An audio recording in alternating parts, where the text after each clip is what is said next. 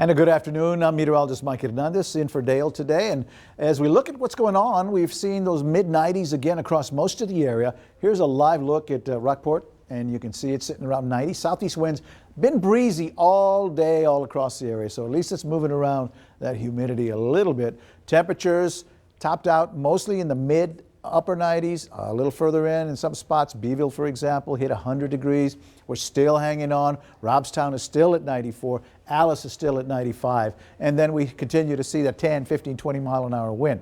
But it makes it feel even worse when you factor in the humidity or the heat index. And we've been talking about this a lot, but it's going to be a major player here, especially over the next few weeks, okay? This is the peak time of year where we see this. Right now, still feels like 111 in Beeville. Georgetown feels like 108, and then Ingleside's 107, 104 in Corpus Christi, and you can see 104, 105, and even 110 towards Alice, still pretty common. Now, as far as the shower activity, we didn't see a whole lot today. Matter of fact, yesterday there wasn't a lot out there, but at least there was some making their way inland. Today, most of them fell apart other than early in the day between Victoria and Brazosport, and the rest of it just kind of has continued to kind of develop off the coast and is now staying out there. So I'm not looking for any more shower or even thunderstorm activity into tonight, into tomorrow, and really into the rest of the work week. Now, as far as what's going on then, we will see a few clouds. You follow the timeline. We'll see a few clouds tomorrow morning.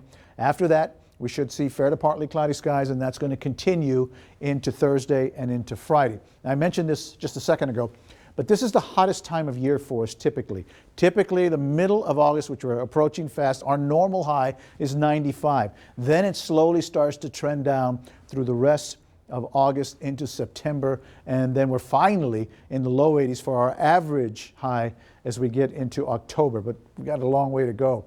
Now, the other issue, of course, is when the humidity's high and you have these mid to upper 90s, you see heat indexes, and they tend to be pretty high. I mean, we know 105 to 110 is dangerous, and again, it's not something that you see every day. So tomorrow, Thursday, Friday especially, we're going to be in that range once again.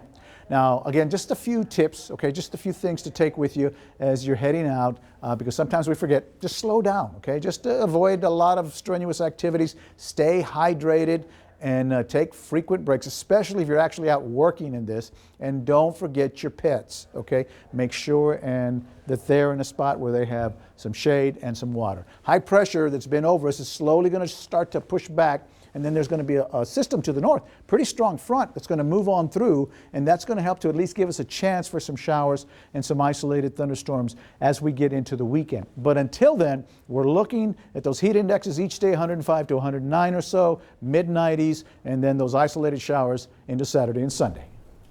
All right, thank you very much, Mike. Well,